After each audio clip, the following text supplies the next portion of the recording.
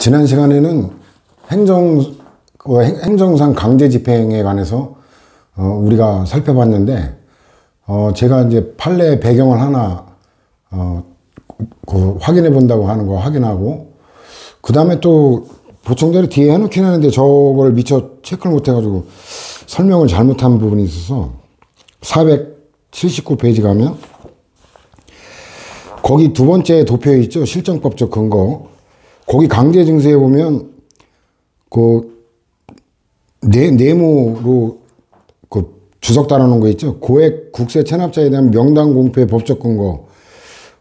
이거 두 개라고 그렇게 수정하라고 했는데 그게 잘못 말했던 거고, 뭐냐면 국세기본법이 전면 개정되면서 요 불성실 기부금 수령 요거는 국세기본법에 뒀고, 그 고액 국세 체납에 관한 거는 강제징수와 관련된 거기 때문에 법적 근거를 국세징수법으로 옮겨갔더라고요. 그래서 이걸 정확하게 고액 국세 체납자만 얘기하면 국세기본법이 아닌 국세징수법이다. 물론 정오 표현을 해놨는데 제가 그 설명을 잘못했어요. 그 다음에 505페이지 확인한다고 그랬는데, 그 505페이지에 위에 판례 있죠? 압류 처분에 의한 압류 등기가 격려되어 있는 경우에도 압류 처분에 무효 확인을 구할 이익이 있다. 이거 보고 나서 참 어이가 없어가지고 잠깐 웃었는데, 뭐냐면 기본적으로 압류 처분하고 압류 등기는 별개의 작용이라는 거예요. 그래서 이게 무효 확인을 구할 이익, 이런 거 말하면 협의의 소익을 얘기하는 거거든요. 권리 보호의 현실적 필요가 있냐 없냐. 그러니까 압류 등기가 격려되어 있으면 압류 등기를 말소하는 민사소송이 실효적인 소송이고, 압류 처분을 다툴 실익이 뭐가 있냐라는 게 다퉈졌던 건데, 이게 압류 처분하고 압류 등기가 별개이기 때문에 압류 등기 말소 청구 소송에서 승소한다 하더라도 압류 처분의 효력은 일단 그대로 있는 거거든요. 외형이 잔존하죠. 이게 무효사유라 하더라도 외형상의 이 강제 집행이 가능할 수 있는 외관이 있잖아요.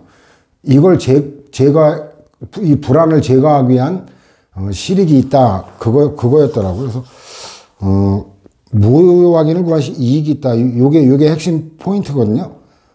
그거에서 눈치를 챘어야 되는데, 저도 이 공백이 또 7년이나 되고 하다 보니까 그 배경이 떠오르지 않아서 참 부끄러웠는데, 자, 이렇게 해서 이제 강제 집행을 완전히 마무리하고, 금일에는 이제 즉시강제하고 행정조사, 그 다음에 행정벌, 이 정도 다루게 될 거고, 다음 시간에,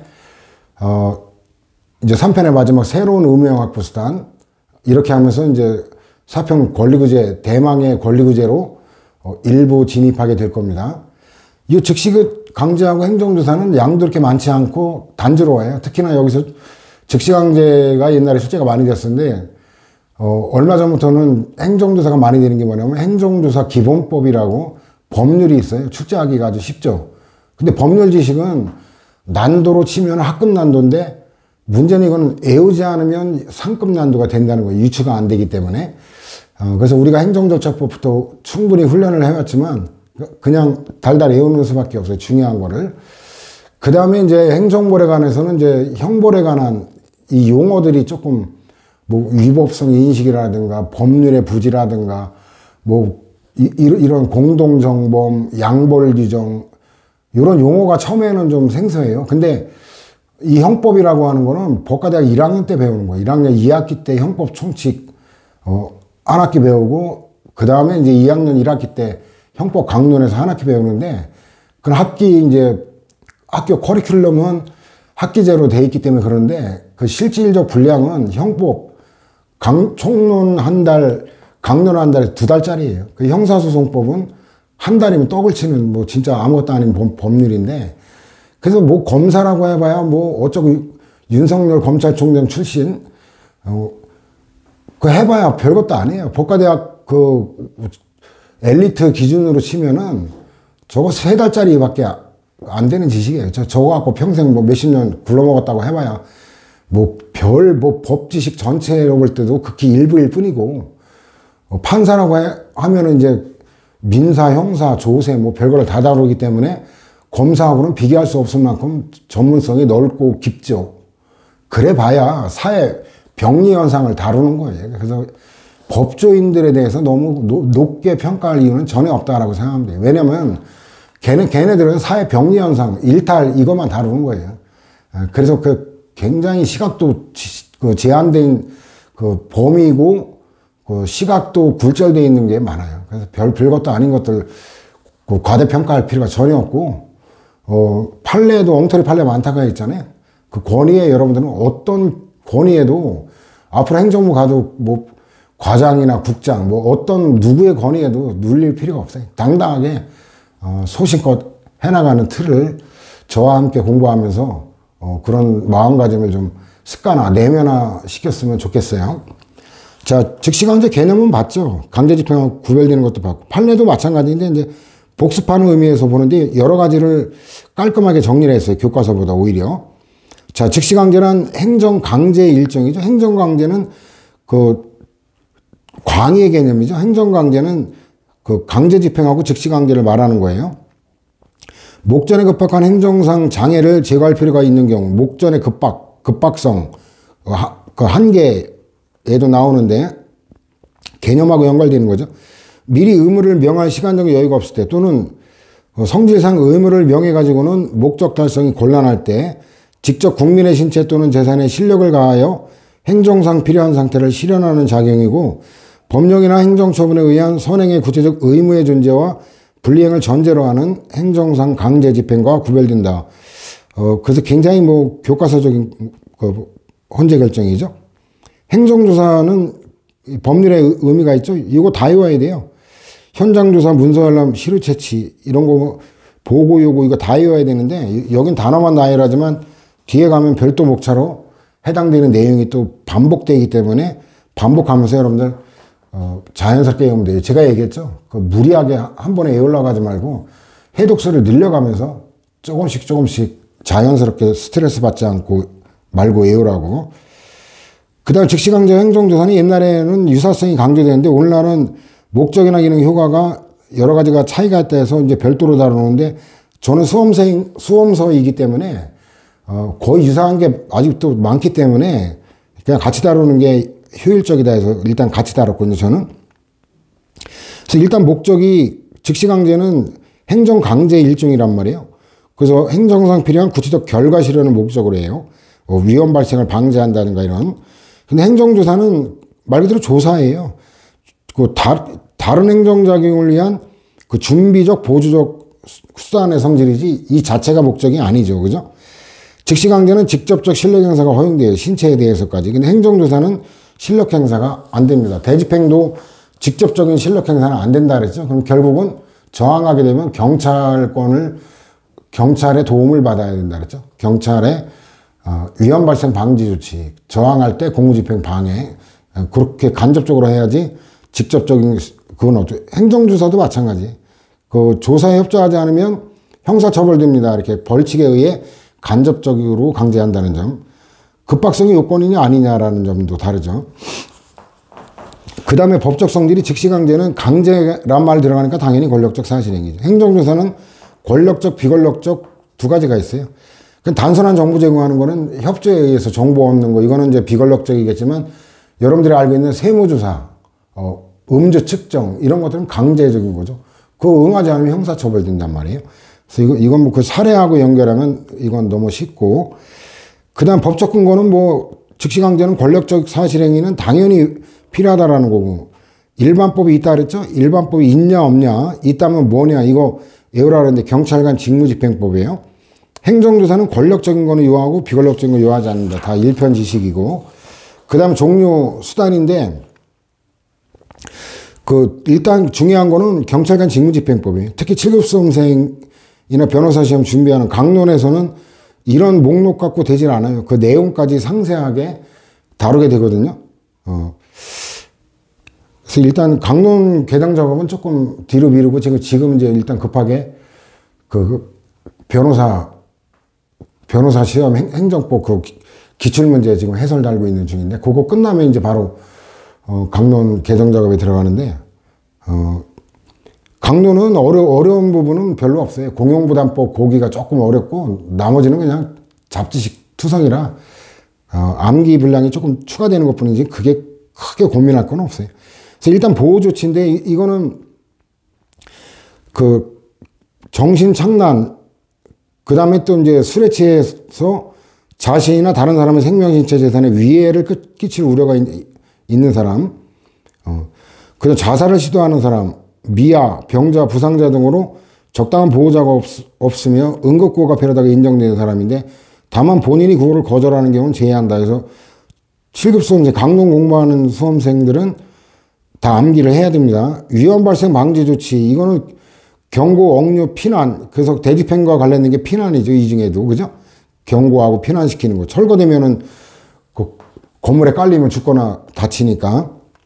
그 다음에 범죄 예방 제지. 그 다음에 이제 장국 무기 사용. 이거 뭐 가장 강력한 거지, 무기 사용이. 그 다음에 이제 개별법에도 이제 감염병 예방관리법. 거기서 이제 그 강제 공간 진단, 강제 입원, 강제 치료 같은 건. 그 다음에 이제 마약 중독자 이제 치료 보호하는 거. 말이 보호지, 이거 뭐 강제로 격리시켜 치료하는 거거든요. 그 다음 소방기준법상 원조 강제. 이런 거, 그, 강론에서 또 관련되는 거 다루게 돼요. 그 다음에 이제 저런 게 소방기본법상 원조강제는 이제 경찰 행정법에서는 경찰 비책임자에 대한 경찰권 발동 문제, 그게 이제 유사한 사안으로 다루게 될 거고, 그러니까 불법 처리 예우인의 보호 조치도 말이 보호지, 뭐 강제로 갖다 격리시키는 거잖아요. 시위지나 응급 조치 뭐 해가지고 이건 뭐 일단 긴급한 상황이다, 급하다, 이거 가지면 즉시강제라는 거 알고, 사람에 대한 건지 뭐 응급조치나 뭐 이거 시위를 사람이 하는 거지 뭐 그 물건이 하는 게 아니잖아요. 그래서 대인적 대물적인 거는 이거는 뭐 신경 쓸 것도 없어요. 그걸 틀리면 바보죠. 물건인지 사람인지를 모르면 틀리는 건데, 대물적 강제는 무기, 흉기, 어떻게 물건인지 이게 사람이 아니죠. 임시형치인데 위험 발생 방지 조치는 아까 대인적인 것, 사람에 대한 것도 있고 물건에 대한 것도 있죠. 그 다음에 이제 개별법에 이것도 식품위생법, 불량식품 유통을 급하게 막지 않으면 심각한 보건상 문제가 생기죠. 그러니까 급하다. 이러니까 약사법도 이거 불법 약, 이런 거 불량 약품 잘못 먹으면 죽을 수도 있죠. 이런 게 다 급하다라는 게 느껴지죠. 거기다가 물건 뭐 이런 게 대물적인 거. 그러니까 여러분들이 나머지는 읽어봐도 급하다, 긴급하다 이거 대입하면 다 되고, 사람인지 물건인지 구별하면 다 되고, 그 다음에 뭐 이런 판례는 헌재 결정인데 이거 외울 게 없죠. 뭐 불법 게임물 수거 폐기, 이거 그 대물적 강제다. 게임물이 물건인지 사람이 아니잖아요. 그 다음에 이건 불법 게임물은 사행성, 사회에 해로운 거기 때문에 급하다 대입하면 이런 건 뭐 외우지 않아도 뻔한 거고, 대가택 강제는 지금 하나밖에 안 남아 있어요. 경찰관 직무집행법상 위험방지, 요게 들어가야죠. 위험방지. 위험방지가 들어가야, 그래야 이게 즉시강제가 되잖아요. 인검검사 수색, 나머지는 다 행정조사로 분류하니까 뭐 외울 게 거의 없죠. 행정조사는 뭐, 이거는 더 말할 것도 없어요. 이거 사람이냐, 물건이냐, 가택이냐. 가택은 그 건물을 얘기하는 거죠. 그래서 판례 보면은 이제 음주 측정 얘기하는 건데, 이게 관련 판례가 엄청 많긴 하는데 거의 출제가 잘 안 돼가지고 일부만 구색으로 갖다 놨는데, 운전자가 음주 측정기에 의한 측정 결과에 불복하여 혈액을 채취했지만 채취한 혈액이 분실, 오염 등의 사유로 감정이 불가능하게 된 경우 음주 측정기에 의한 측정 결과만으로 음주운전 사실 및 주치 정도를 증명할 수 없다. 근데 이거는 원칙적으로 그렇다는 얘기예요. 다음 페이지 가면 본문의 세 번째 줄 보면 음주 측정기에 의한 측정 결과가 특히 신빙할 수 있다고 볼 수 있는 때 하나예요. 음주 측정기에 의한 측정 결과만으로 음주운전 사실 및 주치 정도를 증명할 수 있다. 오히려 이 뒤에 부분 예외가 더 은미할 부분이고, 그 다음에 음주운전자가 경찰 공무원이 실시한 호흡 측정기에 의한 혈중 알코올 농도 측정 결과에 불복했어요. 근데 이제 그 상당한 시간 내에 명시적으로 다시 측정하자거나 아니면 나 그게 못 믿겠으니까 혈액 채취 방법에 의한 측정을 요구한다든가 이걸 안 했기 때문에 어때요? 1차 측정 결과로 바로 인정한 거. 그 다음에 자동차 등 운전자가 신체 이상 등의 사유로 호흡에 의한 음주 측정에 의하지 못한, 이거는 뭐 신체 등의 이상, 이거니까 부득이한 거잖아요. 그러니까 부득이한 거니까 불응죄가 성립되지 않고, 그 말은 어때요? 그 말은 불응한 거로 볼 수 없다. 뭐 그게 그 말이죠. 수단에 따른 게 뭐 권력적이냐 비권력적이냐 보면 뻔하죠. 벌칙의 적용, 뭐 강제, 뭐 이런 거 뻔한 거고. 화재 원인, 이 소방도 이 강제적인 권력적인 작용이 있죠. 그 다음에 뭐 세무조사, 이건 말할 것도 없죠. 불신고면 경찰이 하는 거란 말이에요. 음주 측정 이런 것들은. 나머지가 이제 임의조사고. 한 개, 즉시강제는 이제 권익침해고 개념상 급박성이 나오죠. 개념에서 나오는 거고. 그 다음에 보충성, 최우수한성은 원래 그 직접강제와 즉시강제에서 할 얘기인데 침해가 가장 강하잖아요. 왜냐면 신체 물건만이 아니라 신체까지 실력 행사가 가능한 거기 때문에 가장 강력한 수단이니까 최우수단이다. 이거보다 침해가 적은 게 먼저 발동돼야 되고, 근데 대집행에는 입법상 실수로 그 무의미한 게 잘못 들어가 있다라고 설명을 했었죠. 그 다음에 소극성, 이거는 이제 경찰 작용이 소극적 안녕질서예요. 적극적인 공공복리, 이거는 안 되는 거예요. 이 강론에 가면 경찰권 발동의 한계가 굉장히 중요한 건데, 거기서 상세하게 다룹니다. 여기서는 이 정도 보면 될 거고, 그 이명박 정권 때 희한한 게 어때요? 경찰이 어깨띠 두르고 어때요? 경제 살리기, 이 운동을 벌였어요. 그래서, 이거 완전 미친 것들 아니야? 아무리 정권이 미쳤다고 그래. 그, 일반 경찰 공무원까지 그렇게 미쳐가지고 그 지랄을 하냐. 비웃었던 적이 있는데, 그때 감사원도 경제 살리기, 이걸 강조했어요. 참 미친 거죠. 정권이 미친 정권에서는 공무원도 미친 척 해야 살아남아요. 그러니까 진짜 미친 게 아니라 미친 놈한테 살아남으려면 미친 척 보조를 맞춰야죠. 참 안타까운 일이죠. 차기 정권은 어떨지 참 걱정되는데 벌써부터가. 그 다음에 비례 원칙은 뭐 뻔한 거 내용 다 아니까 넘어갑니다. 자, 그 다음 혼자 결정인데 행정강제는 이 보충성에 관한 게 나오죠. 행정상 강제 집행을 원칙으로 하고, 왜? 강제 집행 중에도 직접 강제는 신체에 관한 실력 행사했지만 걔는 그래도 예측 가능성이 있잖아요. 왜? 의무를 부과하고 불이행할 때 실력 행사한다. 그 얘는 예측 가능성도 없잖아요. 그러니까 직접 강제보다도 즉시 강제가 더 강력한 수단이죠. 법치국가적 요청인 예측 가능성, 그죠? 법적 안정성에 반하고, 기본권 침해 소지가 큰 권력작용인 행정상 즉시 강제는 어디까지나 예외적인 강제 수단이다라는 거. 당연한 거고. 그래서 행정조사, 이건 일편 내용이죠. 절차적 관계 영장주의인데, 뭐, 불효설, 필효설, 절충설 있는데, 뭐, 학설은 가볍게 보면 되죠. 그래서 논거를 이해하기 위해서 이제 통설 정도 한번 보면은, 헌법상 영장주의는 권력 억제와 기본권 보장적인 면에서 원칙적으로 행정상 즉시강제에도 적용된다는 거죠. 일단 원칙적으로는. 그러나 행정강제의 특질을 전혀 고려하지 않을 수 없기 때문에 행정목적 달성에 불가피하다고 인정할 만한 합리적인 이유가 있는 특수한 경우에 한해 예외를 인정하는 견해인데, 근데 이 경우에도 형사책임 추궁과 관련이 있거나 개인의 신체 재산 같은 게 중대한 침해를 가할 수 있을 때는 이때는 예외가 인정 안 되고 원칙으로 돌아가 헌법상 영장주의가 적용된다라는 거예요. 그 판례, 대법원 판례도 마찬가지인데, 헌재는 정신 나간 소리라고 앉았죠.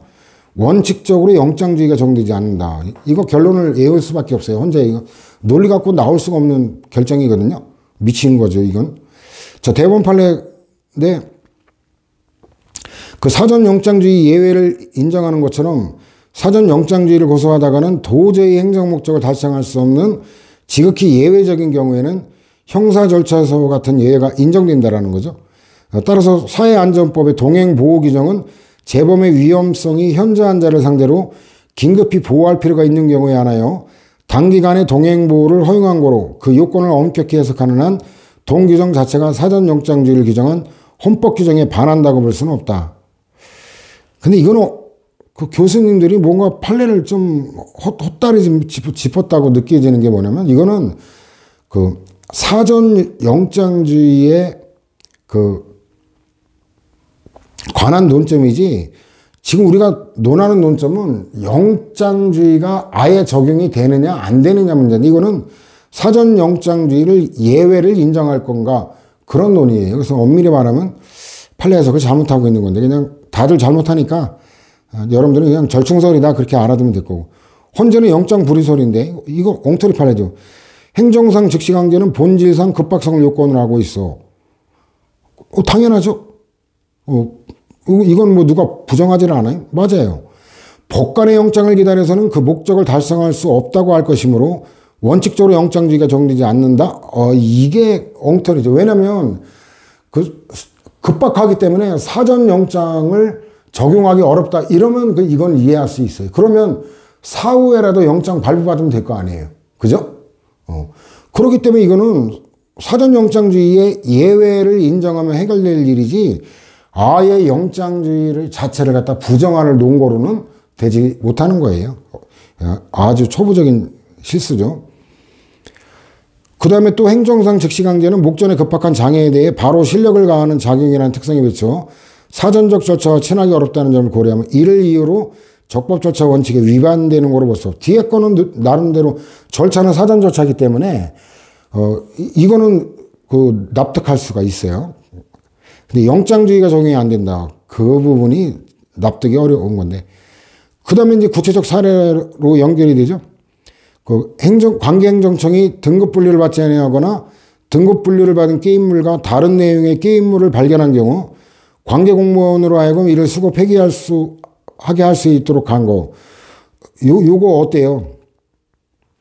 요게 이제 즉시강제라는 거 알 수 있죠? 사행성이 강한 거. 영장주의가 아예 적용이 안 되니까 위반될 리가 없는 거죠. 결론은. 자, 그 다음에 행정조사의 관련 문제인데 실력 행사 안 된다 그랬죠. 그 다음에 행정조사 하자 문제인데 다수설은 승계가 부정된다 그래요. 근데 이건 뭐 가볍게 보면 되고 판례는 승계 긍정하는데 경미할 때는 부정하고 그래서 원칙적으로 인정하는 거죠. 그러니까 조사가 잘못됐다는 이유로 행정행위 자체는 적법인데 그 하자가 승계되면 행정행위가 위법이 된다는 얘기죠. 근데 그 여부인데 판례가 그렇다라는 거고 학설하고 달라요.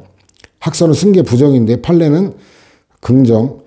과세관청 내지 그 상급관청이나 수사기관의 강요로 합리적이고 타당한 근거도 없이 작성된 과세자료에 터잡은 과세처분하자는 중대하고 명백한 거다. 이거 외워야 돼요. 무효사유라고까지 본 거니까 취소사유다 그러면 안 외워도 되는데 납세자에 대한 부가가치세 부과처분이 종전의 부가가치세 경정조사와 같은 세목 및 같은 과세기관에 대하여 중복하여 실시된 위법한 세무조사에 기초하여 이루어진 거라 위법이다. 가볍게 보면 되는데 적법 인정 사례인데 이거는 이제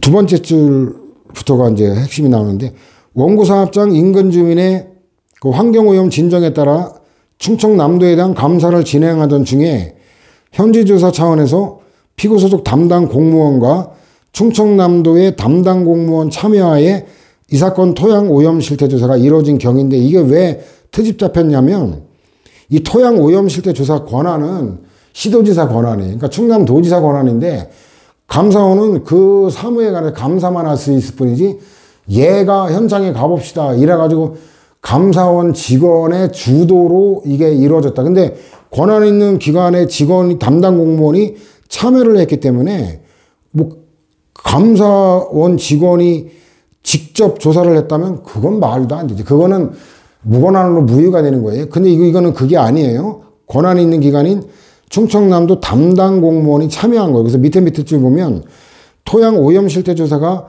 감사원 소속 감사관의 주도하에 된 거, 요건 요런 정도만 갖고는 토양 정밀 조사 명령에 이를 위법한 거로 취소해야 될 정도 하자가 있다고 볼 수 없다. 이건 적법이다라고 기각 판결 난 거죠.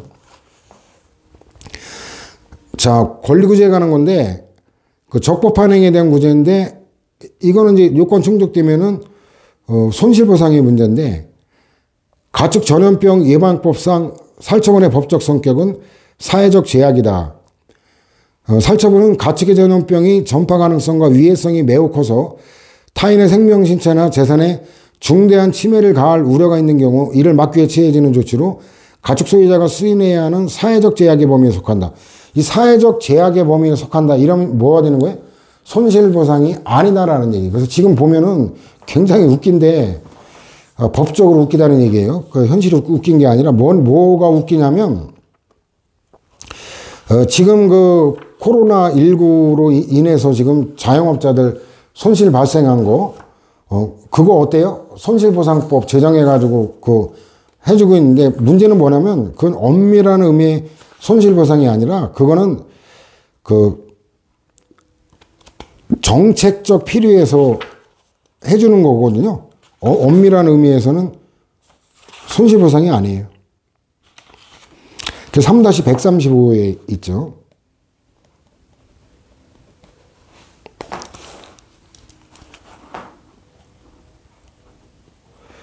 어, 3-135에 보면 맨 위에 제목이 있죠. 특별한 희생. 이게 2-530하고 연결되는데 이 사회적 제약, 누구나 제약받는 이 사회적 제약에 머물면 손실보상 대상이 못 되는 거예요. 그래서 이 돈을 물어주더라도 그거는 법적 의미의 손실보상은 아니다라는 거. 그 다음에 그 살처분 보상금을 대통령령으로 정하도록 위임한 거, 포괄이행 금지 원칙 위배가 아니다. 이거는 뭐, 전문적 기술적인 측면이 있고, 그러기 때문에 아니다라는 거. 거의 뭐 이런 거 합헌이다 하는 건 굳이 외울 것도 없이, 요런 관련되는 게 있다. 이 정도만 떠올리면, 위헌이라고 외운 거 빼곤 다 합헌이니까. 권력적 조사도 마찬가지인데, 비권력적 조사는 또 손실보상 요건에 공권, 권력적 침해라는 요건이 충족이 또 안 되죠. 그 다음 위법 반행에 대한 구제는 뭐 권력적 사실행위는 처분에 해당하죠. 근데 비권력적인 건 안 되고. 근데 문제는 이제 요 관련돼 가지고 이제 협의의 소익이 문제죠. 단기간 내에 끝나기 때문에 협의의 소익이 부정되는 경우가 일반적이다라는 거고. 그럼 결국은 사후에 그 집행이 종료되고 난 후에는 결국 손해배상이 실효적이라는 건 벌써 여러 번 다루게 되죠. 권력적 사실행위부터. 사실행위 때, 그때도 다뤘잖아요. 그 다음에 여기 이제 그 가스총 근접발사 사건인데, 가스총은 이제 가스의 압력으로 이게 발사가 되는 거기 때문에, 그 가스 압력을 유지하려면 어때요? 고무 마개가, 마개로 총구를 막아놓는 거죠. 그럼 발사할 때 어때요? 몇 미터 튀어나가게 되거든요. 마개가. 그래서 2미터 이내 가까운 거리에서 특히 얼굴을 향해 발사해서는 안 된다고 되어 있는데 이게 1.5미터 그 가까운 거리에서 가스총을 갖다가 얼굴을 향해 발사해가지고 왼쪽 눈인가 오른쪽 눈인가 눈에 맞아가지고 실명한 사건이에요. 근데 요것만 딱 보면 어때요? 정신 나간 경찰이다라고 생각할 소지도 있는데 근데 그 막상 사실관계를 보면 그렇지가 않아요. 거기 내연녀가 만나주지 않겠다고 하니까 그 내연남이 여자 집에 가가지고 어때요? 관이라 그래야 되나? 뭐라고 해야 되나? 가스관에 그 줄을 잘라버렸어요. 그 가스가 지금 새어나오는 상황인데 얘가 라이터를 들고 경찰하고 대치 중이었어요. 그래 굉장히 이게 긴박한 상황이라 얼굴을 조전했다기보다는 그 개를 긴급하게 제압하기 위해서 서둘러 발사를 하다 보니까 그렇게 된 거지. 얘가 뭐 경찰 공무원이 정신 나간 공무원은 아니었어요. 다급한 상황에서 정확한 조준이 어려웠던 그런 긴박한 상황이었다. 뭐 그런 거였는데 어쨌든 뭐 결론적으로는 이거는 국가배상 당연히 돼야 되겠죠. 그런 걸 고려하더라도. 그래서 이게 경과실이기 때문에 공무원 개인 책임은 인정이 안 돼요. 국가가 물어주면 되는 거니까 그 정도에서 이제 경찰을 그 책임을 묻지 않고 그 정도에서 국가배상에서 이제 피해자도 구제하고 그 정도가 적정한 선이었던 것 같아요. 그래서 가스총을 발사한 나머지 1.5m 미만의 근접거리에서 가스총에서 분리된 고무마개가 원고의 오른쪽 눈에 명중하여 그로 인해 원고에게 상해를 가하여 실명에 이르게 하였다. 그래서 국가배상 책임 관련된 위법성에 관한 논점도 아마 더 다루게 될 것 같은데,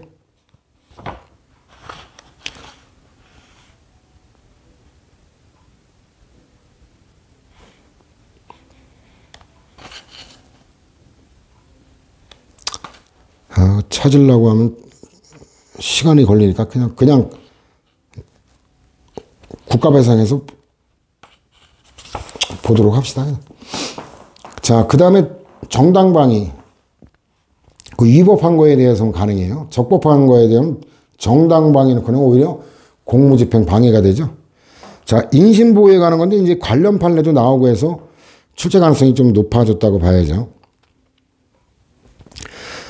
자, 인신보호제는 위법한 행정처분 또는 사인에 의한 그 시설의 수용으로 인해 부당하게 인신의 자유를 제한당하고 있는 개인이 법원에 구제를 청구하는 건데, 그래서 신체의 자유에 관한 그 보호법이죠.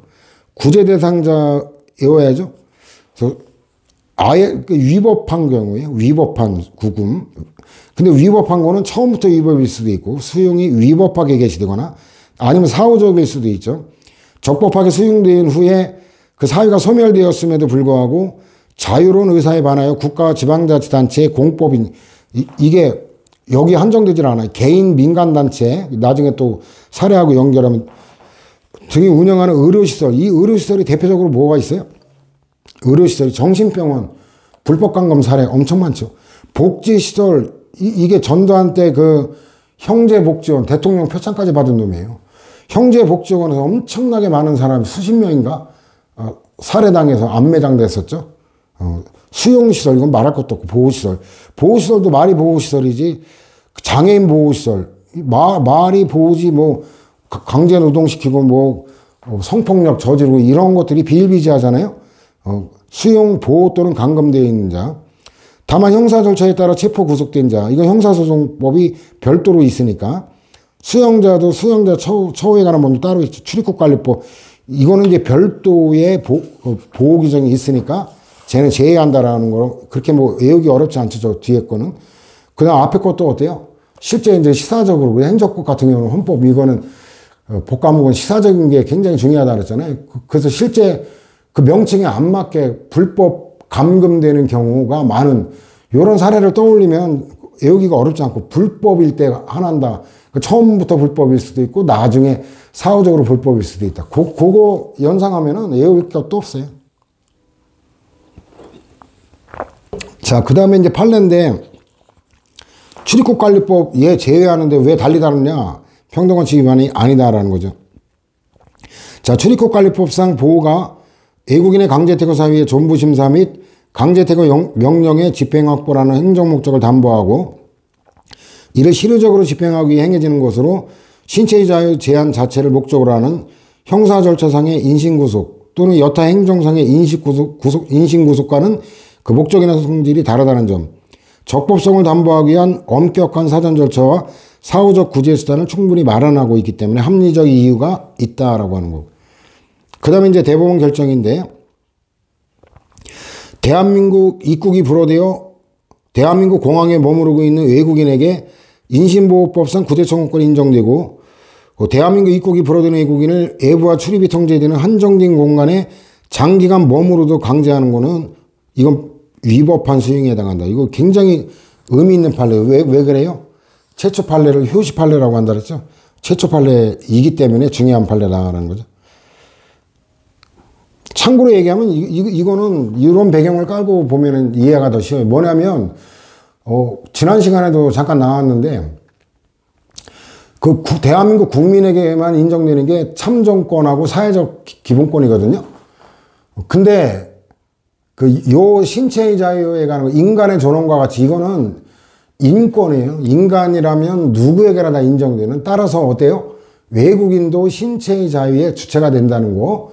그걸 염두에 두면은 더 쉬워요. 그 다음에 근데 어쨌든 지금 수용이 해제되면 목적 달성이 됐잖아요. 목적 달성이 된 후의 소송은 쓸데없는 소송이죠. 원칙적으로는 구제 청구 이익이 소멸한다라는 거고.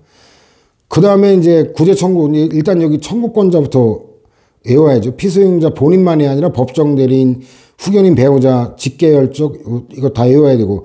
그 다음에 법원이에요. 법무부 장관, 검사, 경찰서장 다 함정이고. 다만 다른 법률에 구제 절차가 있는 경우에는 상당한 기간 내에 그 법률에 따른 구제를 받을 수 없음이 명백해야 한다. 보충성이에요. 이렇게 최후수단이잖아요. 다른 게 먼저고 걔가 안 될 때 최후에 이게 보충성에 관한 내용이죠. 그다음 수용자는 피수용자에 대한 수용을 개시하기 전에 구제를 청구할 수 있으면 고지해야 된다는 거고. 그 다음에 그 구제 청구를 방해해서는 안 된다는 거. 그다음 심리재판인데 각하하는 경우를 제외하고는 지체 없이 그 수용의 적법 여부, 수용을 계속할 필요성 등에 대해 심리를 개시해야 된다. 그 필요하다고 인정될 때는 이제 전문가들이죠. 일일이 외울 거 없어요. 그 아까 정신병원 문제가 있는 게 정신병원, 그건 정신과에서 심리학자죠. 그 다음에 이제 복지시설, 보호시설, 이거는 사회복지학자죠. 그래서 관련 전문가 등에게 피수용자 정신 심리 상태에 대한 진단 소견 및 피수용자 수용 상태에 대한 의견을 조회할 수 있다. 재량입니다. 이거 참고만 하라는 거지 전문가 의견의 구속력은 없습니다. 대법원의 일관된 입장이에요. 결정권, 최종적 판단권자는 법관이다라는 거예요. 법원은 구제 청구 사건을 심리한 결과 청구가 이유가 있다고 인정할 때는 결정으로 즉시 해제 명해야 되는 거고, 긴급한 경우는 이제 임시 해제할 수 있죠. 신체 위해 등을 예방하기 위해 긴급한 필요가 있다고 인정할 때 이때 임시로 해장을 결정할 수 있고, 법원은 수용자의 신변을 보호하기 위해 필요하다고 인정하는 때는 결정으로 피수용자를 현재 수용시설에서 여기 너무 위험하다고 판단할 때, 적당하다고 인정되는 동종 또는 그 여의치 않을 때는 뭐 수용 공간이 없다 이럴 때는 유사한 다른 수용시설로 이송할 걸 수용자에게 명할 수 있다. 그래가지고 나머지 뭐 가볍게 보면 돼요. 다 간접적이고 우회적인 거라. 자, 행정조사 기본법 내용이죠. 그래도 뭐 일반법이라는 얘기고. 자, 이것도 통치행위 목록 이런 건 안 이어도 되죠. 1번 같은 2번. 근데 그 3번은 외워야죠. 3번, 4번. 근데 5번 같은 경우는 이제 그 준사법이라고 보면 되겠죠. 5번, 6번 이런 거. 그 다음에도 준사법이라고 보면 되겠죠. 공정거래위원회. 행정절차법에도 이상한 거잖아요. 그래서 3번, 4번 정도 외우고 나머지는 통치행위 2개, 뭐 준사법, 뭐 요런 정도로 유형화시켜서 외워야지 생으로는 못 외워요. 근데 지랄하고 저거 숙제되면 굉장히 높은 난도가 돼버려요. 근데 행정조사 기본원칙 요 일부는 또 이건 적용하는 거. 예외죠. 저거는 외워두는 게 좋아요. 기본원칙 이런 건 이제 뭐 알죠? 제가 목차 다 붙이는 게 항상 핵심을 목차로 정리하는 그런 그 성격이기 때문에 목차 외우면 뭐 내용은 벗어날 게 없어요. 그 다음에 이제 여기서 그 3번 같은 경우가 출제가 많이 됐는데 나머지도 많이 됐지만 법령 준수 유도가 목적이지 처벌에 정점을 둔 게 아니다라는 거. 요거 음미해야 될 부분이고, 뭐 비밀 까발리라고 돼 있는 법률은 하나도 없으니까 이걸 틀린 병신이죠. 그 다음에 목적의 용도 이용 금지 이런 거, 이건 뭐 개인정보 보호법에 유사한 거 봤잖아요. 그 법률이라는 게 유사한 거 복사 붙이기 하는 게 많기 때문에 하나 제대로 공부하면 이건 짐작이 가는 거고. 행정조사 근거인데 일단은 원칙은 법적 규정이 있을 때인데 이거 해석하자면 이거는 권력적 조사고, 다만 자발적 협조를 얻어 실시하는 행정조사, 이게 임의조사라는 얘기 아니에요. 그렇지 않다. 그럼 이 법률은 큰 의미가 없는 거예요. 우리가 이론적으로 알고 있는 강제조사는 법적 근거를 요하고 임의조사는 요하지 않는다. 학설에 학문적으로 인정되는 당연한 걸 규정한 거예요. 판례도 어때요? 아니 개별법의 규정이 있으면 더 말할 것도 없죠. 근데 자발적 협조를 얻어 하는 건 할 수 있다는 건 너무나 당연한 얘기고, 그 다음에 조사 주기가 정기조사가 원칙이에요. 국민의 불편을 갖다 덜어주기 위해서 조사의 필요가 있을 때 하나요? 할 수 있다 이러면 틀려요. 정기적으로 하는 거예요. 수시가 아니라. 예외일 수밖에 없죠. 법률에 허용 규정이 있을 때는 이건 말할 것도 없으니까 이거 예울 것도 없죠. 그 다음에 혐의, 이건 또 유형화시킬 수 있죠. 내가 혐의를 발견한 경우, 다른 기관으로부터 통보 이첩받은 경우, 그 다음에 신고나 민원이 접수된 경우, 어때요? 예우기가 되게 쉽죠. 그래서 법률 규정, 혐의 두 가지에다가 신고 민원, 그렇게 유형화시키면 핵심 키워드만.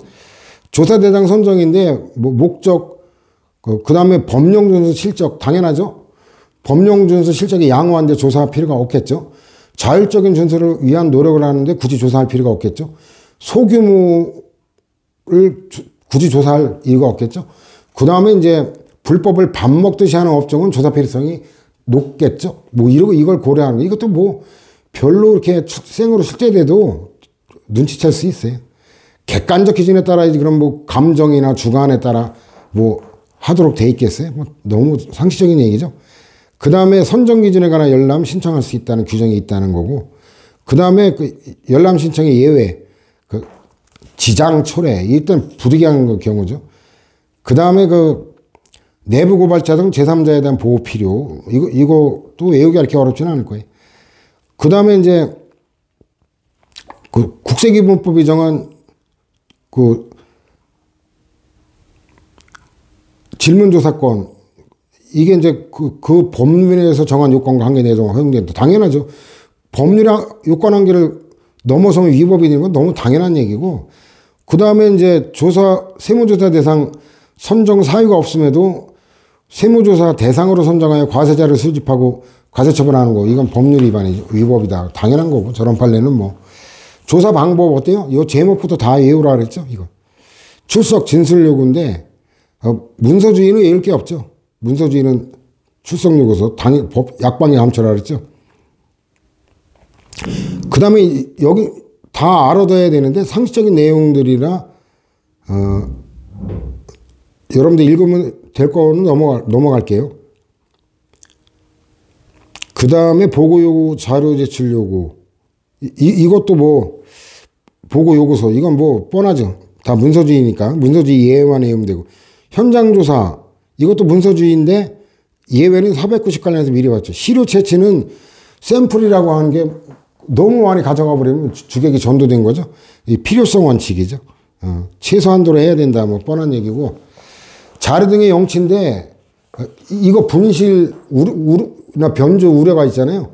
조사 대상자나 대리인을 입회시켜야 된다는 건 분실이나 변질 대비한 거고, 그 다음에 또 생활이나 영업이 불가능하게 될 때, 이때는 어때요? 원본을 가져가면 안 되죠. 그때는 사진 촬영이나 사본 이렇게 가름할 수 있다는 거고, 증거인멸의 우려가 있을 때는 예외고, 그 다음에 증명 문제 때문에 조서 작성해서 두 부를 작성해가지고 같이 서명자를 해놓고 한 부 나눠줘야죠. 증명 문제 때문에. 그래서 이거 뒤틀어낼 게 없어요. 그래서 필요 없으면 돌려줘야 된다. 그건 당연한 얘기고. 공동조사 의무죠. 이거는 뭐냐면, 공동조사는 이제 2개 이상의 기관일 때 얘기하는 거예요. 당의 행정기관 내에 2개 이상 부서가 동일하거나 유사한 업무에 대할 때, 아예 서로 다른 행정기관. 그러니까 어쨌든 2개 이상 기관을 전제로 한 게 공동조사 의무예요. 근데 여기도 그 다음엔 특별할 게 없고, 중복조사 제한이 있죠. 이거는 한 기관을 전제로 한 거예요. 아까 공동조사 의무는 2개 기관이 한꺼번에 하면은, 공동으로 하면 한 번으로 끝날 건데, 한 놈이 하고 얼마 있다 또 다른 놈 또 나오면 막대한 지장을 초래하잖아요, 생업에. 그 2기관이 관련될 때 얘기고, 이거는 한 기관이 쓸데없이 조사를 반복하는 걸 막는 거예요. 정기조사든 수지조사든 이걸 실시하는 행정기관의 장은 다 동일한 사안이에요. 다 다른 별개 사안은 전혀 관계없고, 동일한 사안에 대해 동일한 조사 대상자를 재조사해서는 안 된다. 근데 어때요? 새로운 증거를 확보할 때는 그렇지 않다. 이것도 약방에 감추거든요.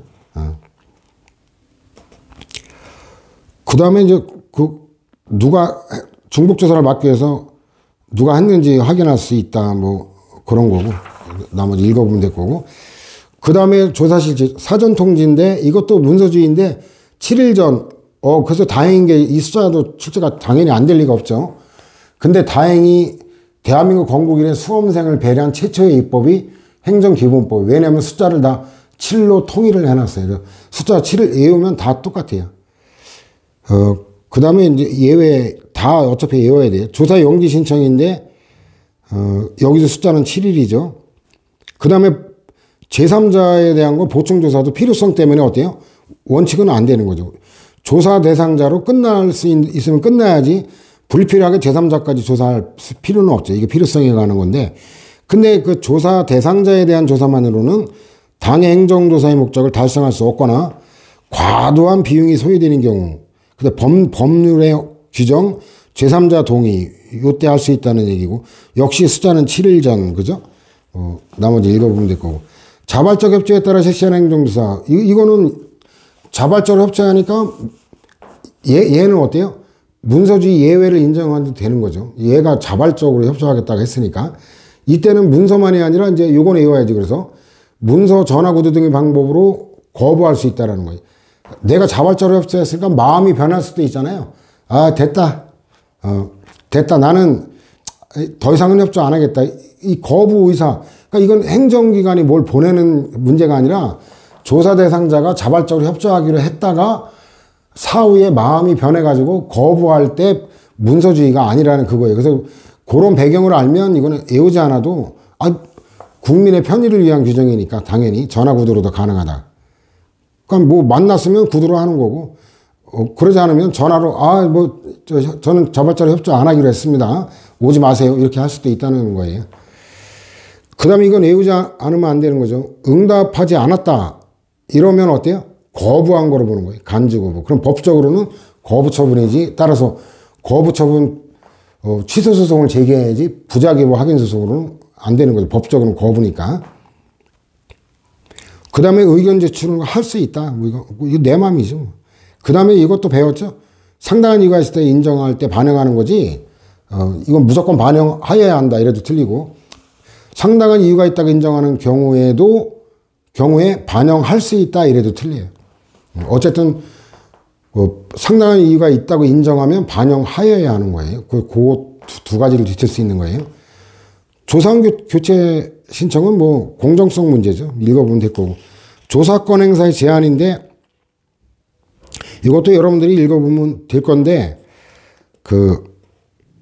밑에서 네 번째 줄 보면 조사 대상자와 조사원은 조사 과정을 방해하지 아니하는 범위 안에서 행정과정 조사의 과정을 녹음하거나 이게 뭔가 비슷한 게 나오지 않았어요? 개인정보보호법에서 그 영상물 촬영기기는 녹음을 할 수 없다고 되어 있었죠.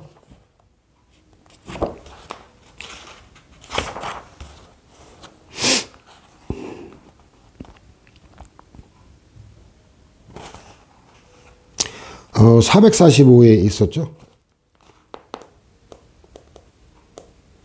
445에 밑에서 네 번째 줄 보면 녹음 기능은 사용할 수 없다. 이게 539하고 비교할 거예요. 그래서 이런 게 뭔가 유사한 거를 정확하게 비교해서 하면은 암기도 쉽게 돼요. 근데 그렇지 않으면 어디서 비슷한 걸 봤던 것 같다 뒤틀어내는 줄 모르고 맞다고 착각하기 좋은 거예요. 그래서 이거 항상 암기 비법이 암기를 잘하는 요령 중에 하나가 뭔가 비슷한 게 있을 때 찜찜하다 반드시 여러분들이 확인을 해서 뭐가 정확한 차이인지를 비교하면 이게 강하게 주의가 집중되면서 강하게 어때요? 저장이 되니까 암기도 오래 유지가 되거든요. 미리 통지해야 된다는 거.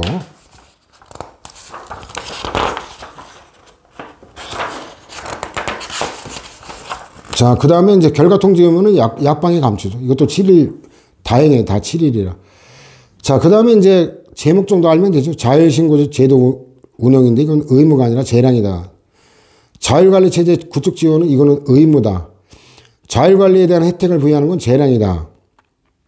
그 조사 감면 행정 세제상의 지원 이런 거 할 수 있다라는 거예요.